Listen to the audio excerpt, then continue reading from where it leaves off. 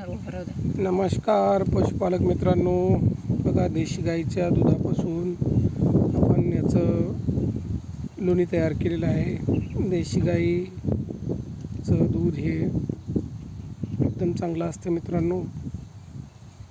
त्याचे असं लोणी तयार होऊन याचं तूप तयार होते, पोटासाठी एकदम चांगलं आणि पचनक्रियेसाठी नंबर 1 असते मित्रांनो।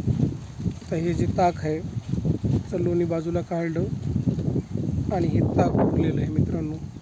हे जे ताक आहे हे मूळव्याधाच्या पेशंटला, याच्यामध्ये प्रोबायोटिक असते, पचन संस्थेचे जंतू भरपूर असतात। ते आपल्याला जर घेतलं तर पचनक्रिया एकदम स्ट्रॉंग राहते मित्रांनो। हे देशी गाईचं ताक, दूध, दही, तूप हे घ्यायला पाहिजे मित्रांनो।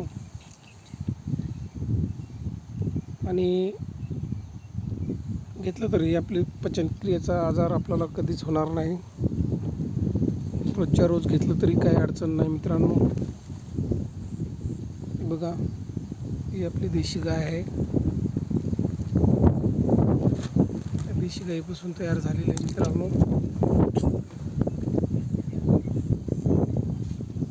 या अशा पद्धतीचा लोण्याचा गोळा आता आपल्याला याच्यापासून गरम करून तूप निघते मित्रांनो।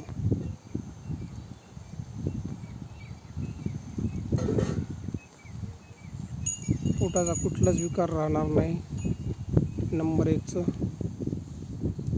पचनसंस्था राहील मित्रांनो। चला ठीक आहे मित्रांनो।